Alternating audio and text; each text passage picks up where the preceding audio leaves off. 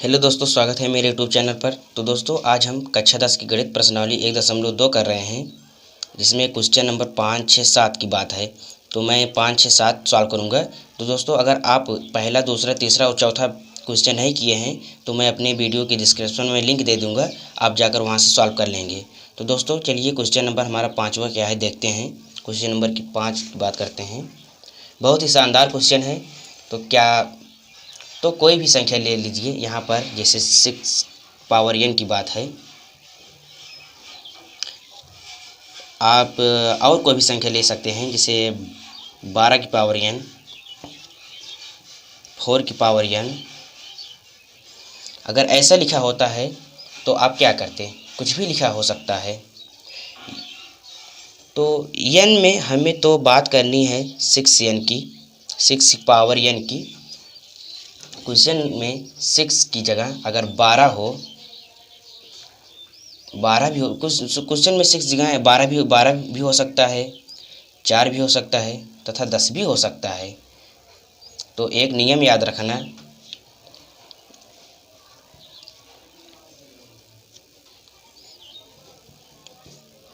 क्या करना है, तो एक नियम याद रखना।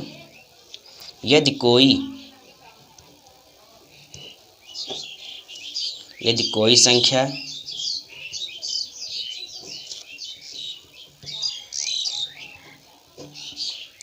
जीरो पर समाप्त हो,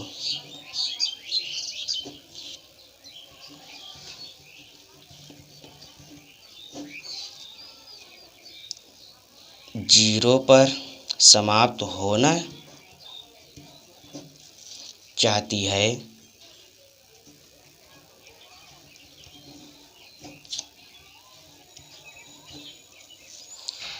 तो उसका अभाज्य गुणनखंड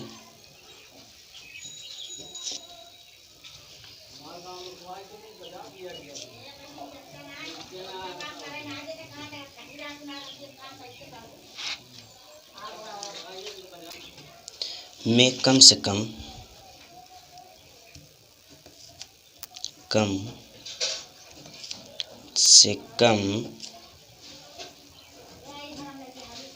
एक बार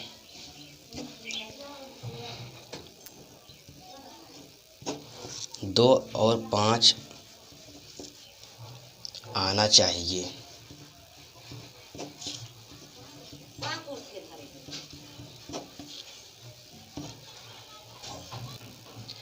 ये नोट हमेशा याद रखना, कोई भी संख्या जीरो पर समाप्त होना चाहती है ना, तो उसका हम अभाज्य गुणनखंड करें तो कम से कम एक बार 2 और एक बार 5 है। अगर एक से ज़्यादा बार आए तो चलेगा, पर एक से कम आए तो आए ठीक है। अगर सिर्फ 2 होगा तो नहीं चलेगा, अगर सिर्फ 5 होगा तो भी नहीं चलेगा। 2 और 5 कम से कम एक बार तो होना ही चाहिए, तब संख्या जीरो पर समाप्त होनी, अन्यथा नहीं। अतः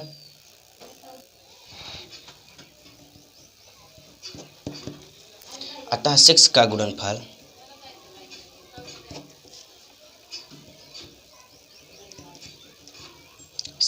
गुणनखंड करने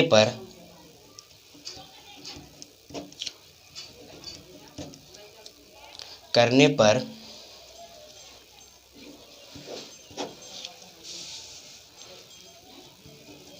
दो तीन 6, 3 से कटेगा, 3 एक कम 3, 2 और 3 प्राप्त होगा। चूंकि 6 का गुणनखंड करने पर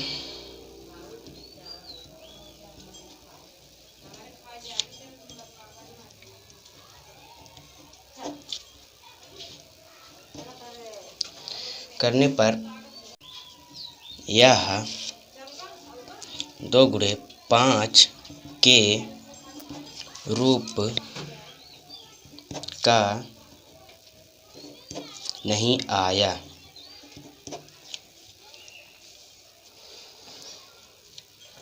अर्थात यह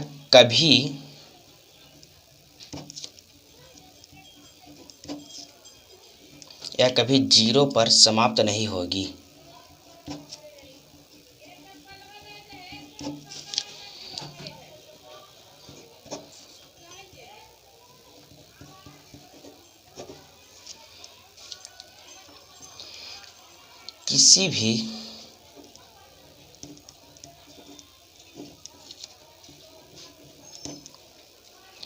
किसी भी प्राकृतिक संख्या n के लिए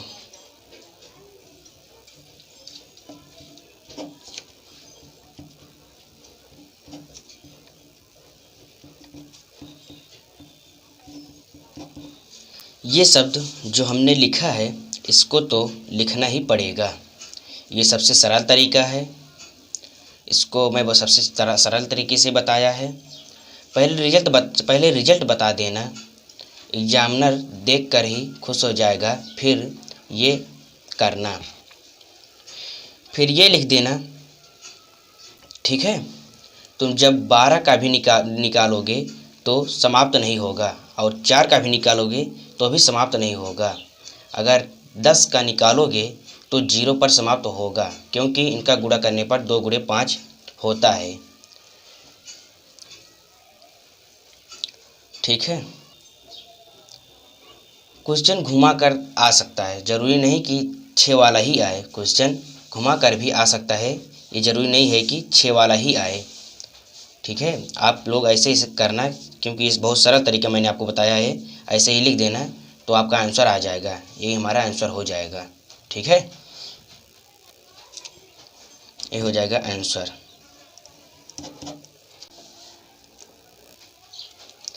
अब हम बात करेंगे अगला क्वेश्चन बताने से पहले एक संख्या, तो क्या है, भाज्य तथा अभाज्य। भाज्य संख्या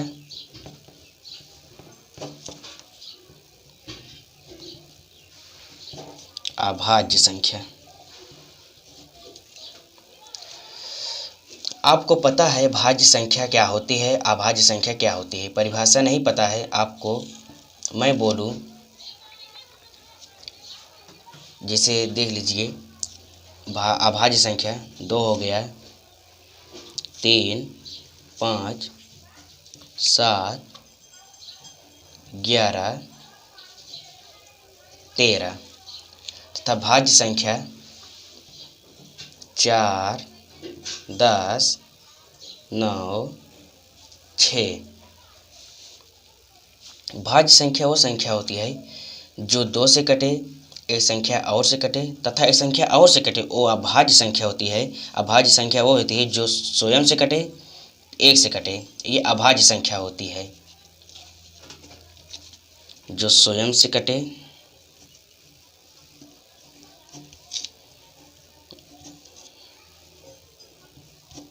तथा एक से कटे, और भाज्य संख्या जो एक से तथा एक संख्या और से और एक संख्या से कटे, वो भाज्य संख्या होती है। ये मैंने क्यों बताया, क्योंकि छठवां क्वेश्चन बताने में ज़रूरी है, क्योंकि हमारा छठवां क्वेश्चन इसी से रिलेटेड है, भाज्य तथा अभाज्य संख्या से।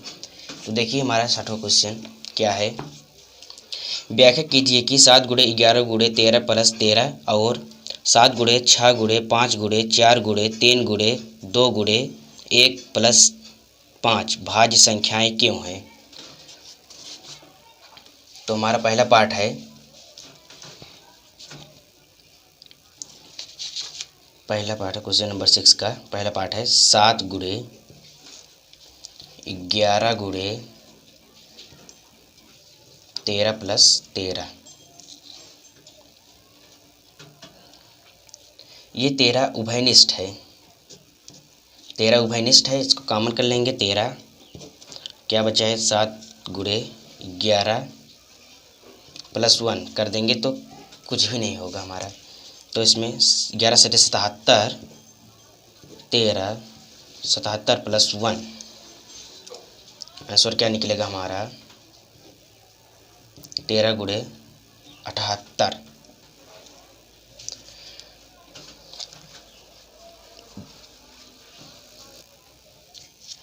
प्लस 1। 2 से ये भाज्य संख्या हमारा है, क्योंकि देखो इसमें 3 संख्या आया है। 2 से अधिक गुणनखंड करने पर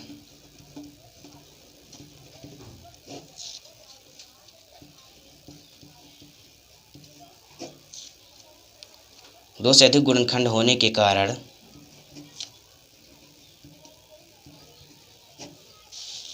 यह एक भाज्य संख्या है।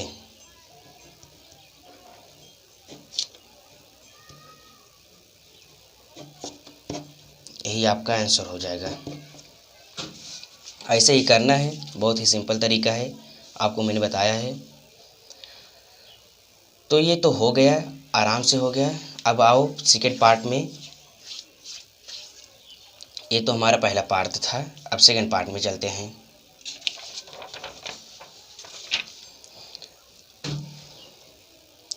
सेकेंड पार्ट हमारा है 7 गुणे 6 गुणे 5 गुणे 4 गुणे 3 गुणे 2 गुणे 1 प्लस 5। इसमें हमारा 5 उभयनिष्ठ है, क्योंकि 2 बार आया है। 5 कॉमन हो जाएगा तो क्या बचेगा 7 गुणे 6 गुणे 4 गुणे 3 गुणे 2 प्लस 1।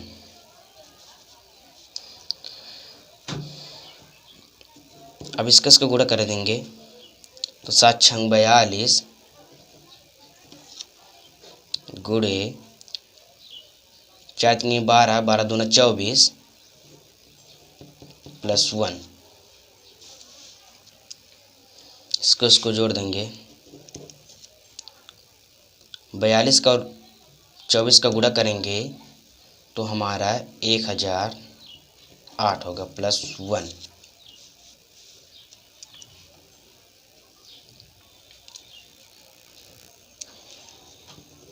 5 गुणे 1008 प्लस 1।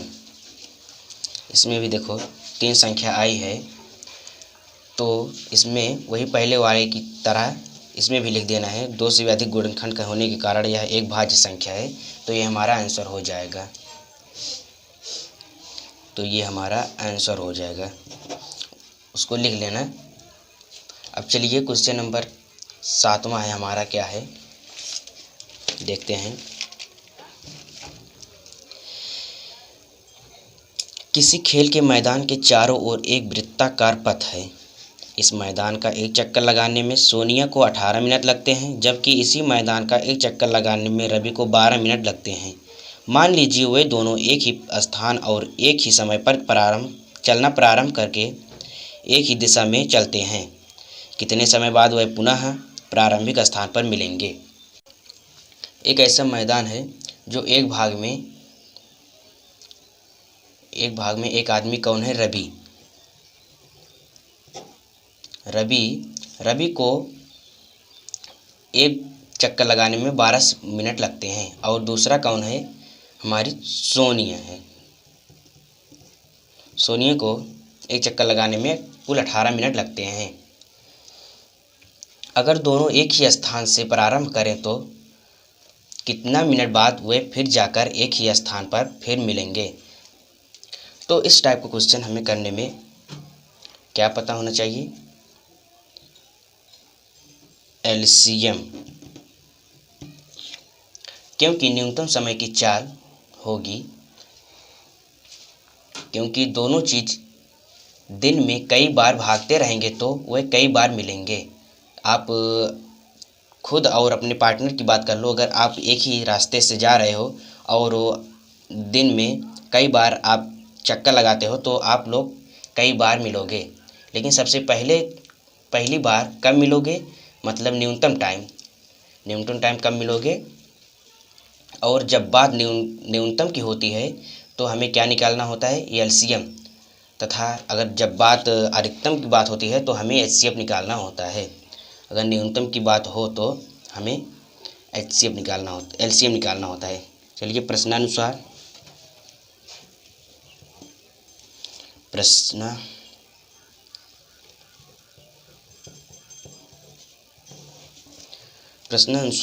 18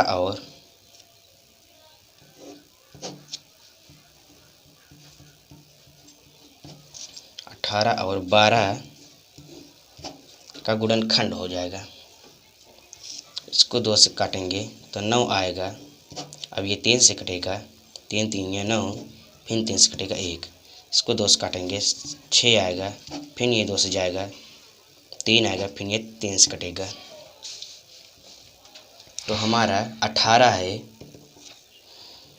2 गुणे 3 गुणे 3 और 12 है 2 गुणे 3।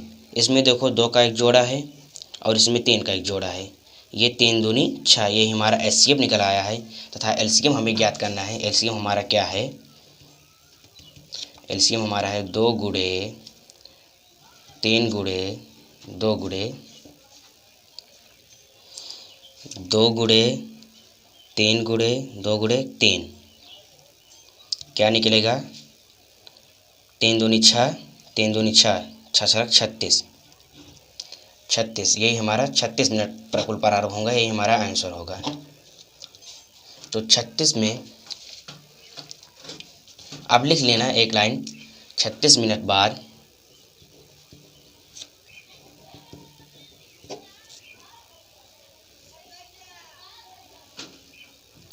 36 मिनट बाद वे फिर से मिलेंगे। ठीक है, ये हमारा आंसर हो जाएगा।